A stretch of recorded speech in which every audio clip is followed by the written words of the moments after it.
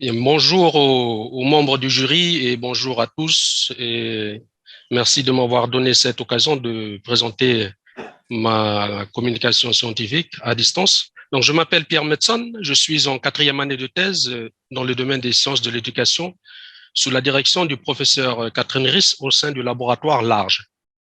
Ma communication va porter sur la mise en œuvre et l'évaluation d'une expérimentation pédagogique que j'ai menée dans le cadre du recours au dessin sur sable pour l'enseignement et l'apprentissage des mathématiques au Vanuatu. Cette expérimentation s'inscrit dans le domaine des sciences de l'éducation avec le constat du fléchissement des résultats scolaires en mathématiques au niveau national et régional, et nous souhaitons modifier la pédagogie de l'enseignement et de l'apprentissage des mathématiques. Pour cela, nous voulons utiliser un apprentissage culturellement situé en recourant à l'usage pédagogique des dessins sur le sable. Et pour rappel, les pratiques de dessin sur le sable ont été documentées pour la première fois par l'anthropologue britannique Arthur Bernard Deacon dans les années 1920, où il a découvert le dessin sur sable sur l'île de Malikolo.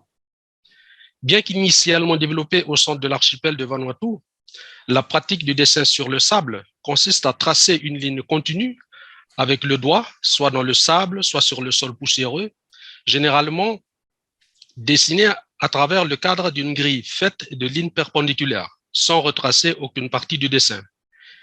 Les motifs géométriques complexes produits par le dessin sur sable étaient et sont encore utilisés dans la vie quotidienne comme moyen de communication. Ils sont souvent accompagnés de contes ou de chants traditionnels et sont aussi un important moyen de mémorisation et de transmission des savoirs et pratiques culturelles. Sur la base des découvertes de Deacon et de récents travaux de terrain qui sont consacrés à cette dernière pratique dans différentes sociétés et communautés au sein du Vanuatu, quelques ethnomathématiciens et éducateurs comme Asher, Alban da Silva et Van der Drich ont mis en évidence le caractère mathématique du dessin sur sable ni Vanuatu, ainsi que ses implications pédagogiques prometteuses et la production de ressources didactiques visant bien sûr à les introduire dans le programme scolaire national. Donc, pour tester l'efficacité pédagogique de cette expérimentation, on va déployer un dispositif expérimental et mesurer son impact afin d'envisager de la généraliser dans le système scolaire au Vanuatu. Nous savons que l'expérimentation des dispositifs pédagogiques pour tester son efficacité a été entreprise par de nombreux chercheurs, en l'occurrence Esther Duflo, qui est économiste et prix Nobel en économie. Et nous nous appuierons donc sur ces travaux pour la réalisation de cette expérimentation. L'expérimentation est mise en œuvre dans 6 classes de 8e et 9e année pendant 5 mois dans 2 établissements urbains de Port-Vila. La question de recherche à laquelle nous nous sommes intéressés est la suivante. Est-ce que la pratique régulière des dessins sur sable en classe de mathématiques, sans la dénaturer, en zone urbaine, est-ce qu'elle a un impact d'une part sur les attitudes socio-affectives des élèves et d'autre part sur leur performance scolaire? Nous allons donc procéder de 2 façons. Avec le recours au questionnaire CASAM, qui évalue les attitudes socio-affectives en fonction de 6 registres, et à l'utilisation d'une évaluation des compétences en mathématiques qui comprend 20 questions et qui teste l'acquisition des compétences en calcul numérique, en calcul algébrique et les travaux numériques. Donc voici le dispositif expérimental que nous avons déployé l'année dernière, au mois d'avril jusqu'au mois de novembre. Donc un des problèmes méthodologiques d'évaluation de l'impact du dispositif est le caractère et le problème de biais de sélection.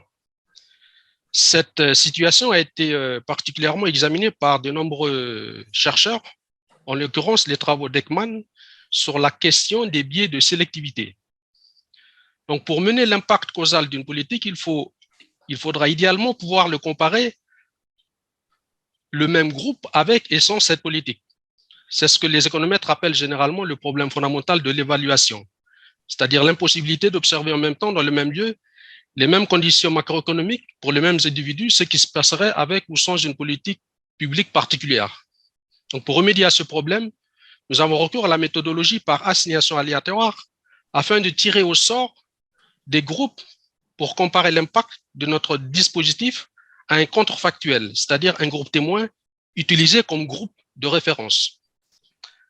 La méthode par assignation aléatoire a permis de constituer 6 classes réparties selon 3 groupes témoins et 3 groupes tests, sur un total de 208 élèves sur les 2 établissements qui ont été choisis. 104 sont répartis sur le groupe test et 104 sur le groupe témoin.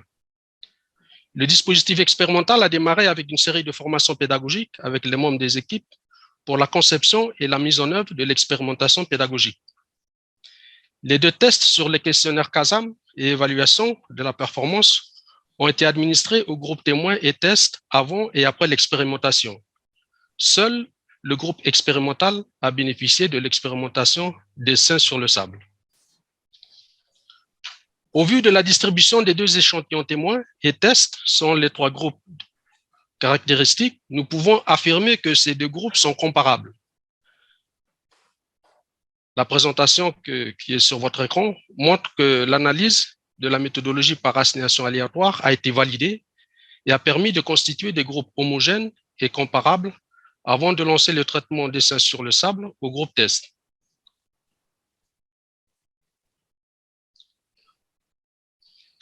Quatre tests sur l'impact du dispositif ont été prévus afin de mesurer l'influence du dessin sur le sable. Il s'agit d'une part de tester l'homogénéité de la population entre les groupes, les deux échantillons, ainsi que l'influence du traitement sur les groupes traités.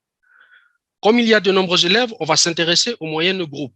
Lorsque les échantillons sont appariés, il est possible de faire la différence après moins avant. Donc, on a une moyenne pour ces différences. Et donc, on va utiliser le test de T de Stuen, égalité d'une moyenne à une variable. Ici, c'est 0. Lorsque les échantillons sont indépendants, on a 2 moyennes, une pour chaque échantillon. Donc, on doit tester l'égalité des 2 moyennes, d'où le recours au test d'Alpin-Wesch, car on suppose au départ que les variances sont inconnues et inégales. Pour que l'impact soit vérifié, il faut que les cas tests prévus soient significatifs. Les échantillons sont appariés lorsqu'on regarde la note avant et après du même individu. Ils sont indépendants quand il n'y a pas de correspondance entre les observations. La statistique de test prend une valeur pour un échantillon donné. Donc, il faut décider, au vu de cette valeur, si on accepte l'hypothèse H0, moyenne sensiblement égale, ou si l'on préfère H1, moyenne sensiblement différente. Compte tenu de l'ALIA, on établit une région d'acceptation H0 et une région critique H1. Là où les bornes sont données par la table de la loi de probabilité pour un degré d'erreur donné. Dans le cas d'un test bilatéral, la région d'acceptation est entourée de 2 régions critiques. Et dans le cas d'un test unilatéral, la région critique n'est que d'un côté de la région d'acceptation. L'analyse des données du questionnaire CASAM montre qu'elles ne sont pas exploitables dans le cadre de cette expérimentation. En effet, nous avons remarqué que les questions qui ont été posées dans le cadre du questionnaire CASAM étaient trop difficiles pour les élèves de la 8e et la 9e année. En revanche, les résultats présentés sur ce tableau ne concernent que l'impact du traitement sur la performance des élèves. Le test A, correspondant à la différence de moyenne entre le groupe témoin et test pré, donne à 90% l'hypothèse attendue H0. Ce test montre que les groupes témoins et expérimentaux ne se distinguent pas avant l'expérimentation. Donc, ça confirme la validation de la méthodologie par assignation aléatoire. Le test B correspond à la différence de moyenne entre post et pré du groupe témoin et vérifie à 95% l'hypothèse attendue H0. Ce test confirme que le groupe témoin n'a pas été influencé car il n'a pas bénéficié du traitement, c'est-à-dire de l'initiation au dessin sur le sable. Le test C s'intéresse à l'effet de l'enseignement des dessins sur le sable sur les performances en mathématiques. Sur la totalité des variables, 45% vérifient l'hypothèse H1. Et enfin, le test D devrait montrer une amélioration des performances du groupe expérimental par rapport au groupe témoin, et c'est vrai pour 45% des variables. Nous pouvons donc conclure que globalement, le dessin sur le sable semble avoir eu un impact sur la performance des élèves, notamment dans les compétences en lien avec les activités géométriques. Par ailleurs, nous avons remarqué que pendant l'expérimentation de 5 mois, les dessins sur sable ont été spontanément utilisés par des enseignants et les membres de l'équipe pédagogique pour pouvoir introduire les concepts géométries clés telles que la symétrie, les transformations de plan et l'isométrie. On peut penser que cette méthodologie indique que ces enseignants ont rapidement perçu un potentiel pédagogique de l'aspect mathématique des dessins sur le sable. Cette première expérience des dessins sur sable a été menée dans le contexte multiculturel urbain de la capitale Port-Vila, où les pratiques culturelles locales sont en déclin, en partie à cause de la mondialisation. Développer et généraliser de telles expérimentations pourrait être un moyen de revitaliser les savoirs et les pratiques culturelles en danger dans ce contexte. Aussi, la formation des enseignants à la pratique des mathématiques culturellement situées est une condition préalable à l'introduction de ces pratiques en classe. On pourra enfin envisager de reproduire cette même expérimentation, peut-être sur d'autres pratiques culturelles qui mobilisent des concepts ethnomathématiques tels que la construction de cases, le tressage de nattes et d'autres pratiques culturelles en lien avec les activités vivrières. Je vous remercie de votre attention.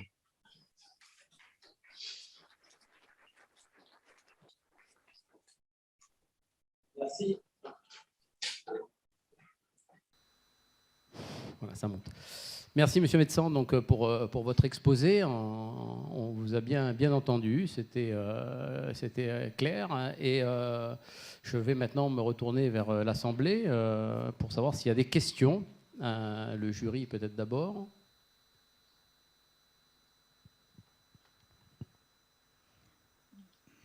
Bonjour, Monsieur le médecin, Virginie de Barnier, donc membre du jury. J'ai une question sur votre méthodologie que vous avez parfaitement bien expliquée. Mais très rapidement, vous avez expliqué que vous n'avez pas pu utiliser le questionnaire CASAM. Et donc, j'ai deux questions relatives à ça. Quel était l'objectif de l'utilisation de ce questionnaire puisque vous aviez prévu de l'utiliser? Et comment vous avez, puisque vous n'avez pas pu, comment vous avez compensé ce manque d'information, en fait, puisqu'il vous manque un peu une information.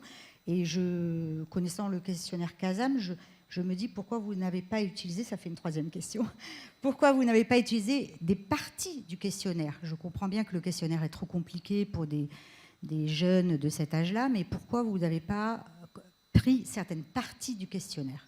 Voilà. Donc, trois questions. Je vous remercie pour la question pertinente. J'avais utilisé le questionnaire CASAM dans toute sa totalité avec les 45 items qui sont présents, mais j'aurais pu peut-être mesurer, j'aurais pu faire un petit test au préalable pour peut-être adapter certaines questions au niveau des élèves et au niveau aussi de la pratique du dessin sur sable.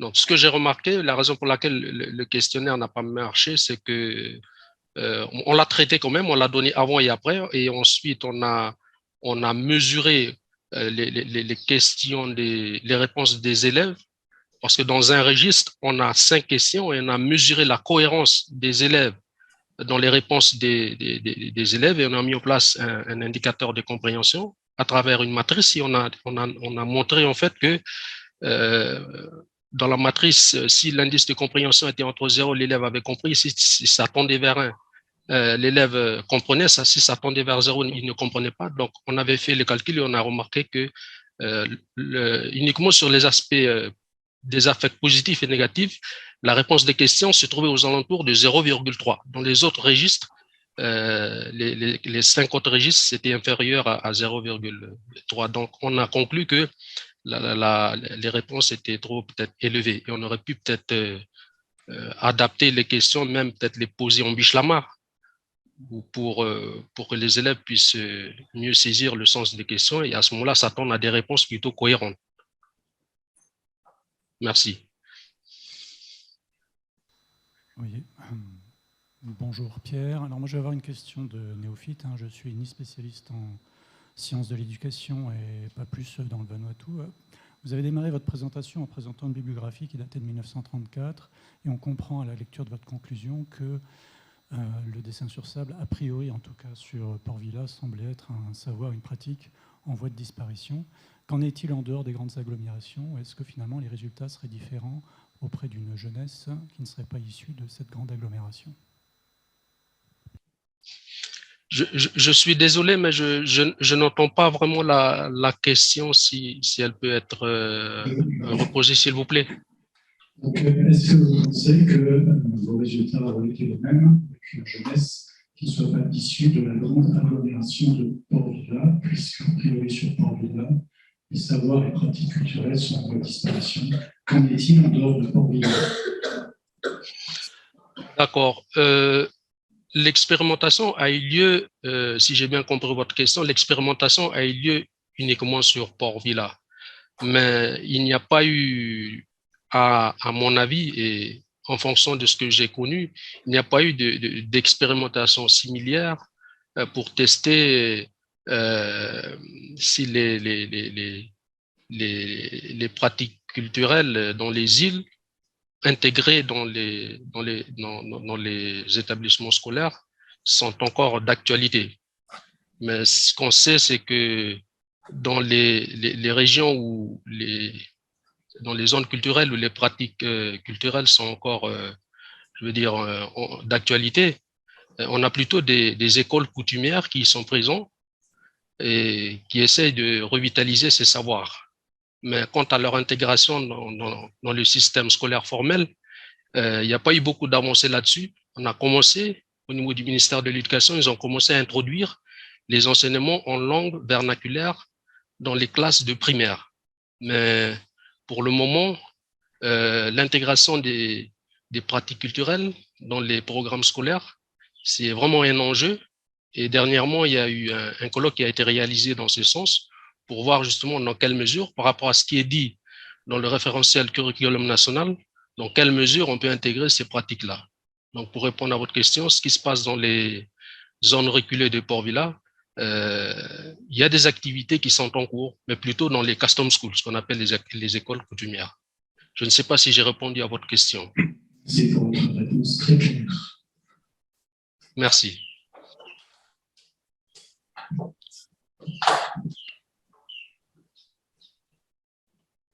Bonjour, monsieur Médecin. J'aurais une question sur la population échantillonnée. Vous nous dites que c'est une population des 8e et 9e années, il me semble, hein, si j'ai bien compris. Oups. Est-ce que vous avez choisi cet échantillon parce que justement c'est la période dans leur cursus d'apprentissage mathématique où ils vont être confrontés à des notions qui sont proches de celles du dessin sur sable, la symétrie, etc. Enfin, les choses où vous avez remarqué des améliorations, ou est-ce que c'est plus prosaïquement parce qu'on remarque que c'est à cet âge-là qu'il y a un décrochage, ou etc. Enfin, quel a été le moteur de ce choix de cette tranche d'âge particulièrement? Voilà, c'était ça ma question. Merci. D'accord. Merci pour la question qui est très intéressante. J'ai choisi la classe de 8e et 9e année parce que dans certains corpus du dessin sur sable qu'on a choisi et qu'on a utilisé pour pouvoir les didactiser en classe de 8e et 9e année, ces corpus pédagogiques montraient des similarités avec les compétences en lien avec le calcul numérique et notamment la géométrie. Par exemple, les questions de droite perpendiculaire, droite parallèle, les questions aussi de symétrie par rapport aux corpus qui ont été utilisés, on pouvait facilement, et c'était à leur au niveau du programme scolaire de 9e et 8e année. C'est la raison pour laquelle j'ai choisi cette partie-là, ce niveau du programme scolaire, pour pouvoir réaliser mon expérimentation. Bien entendu, on peut très bien choisir des classes du lycée, puisqu'il y a certains concepts mathématiques qu'on peut aussi mobiliser, comme par exemple l'algorithmique. Et là, à ce sujet, je sais que un de mes amis, Alban da Silva, qui a présenté des travaux là-dessus, a soutenu une thèse sur justement les aspects mathématiques du dessin sur sable, a montré des résultats qu'on peut exploiter au-delà de ces 2 années. Mais moi, je l'ai choisi tout simplement parce que les dessins sur sable que j'ai identifiés correspondaient plus au niveau de ces élèves et correspondaient aux compétences mathématiques mobilisées dans le cadre du programme scolaire du collège, les 2 premières années du collège. Voilà.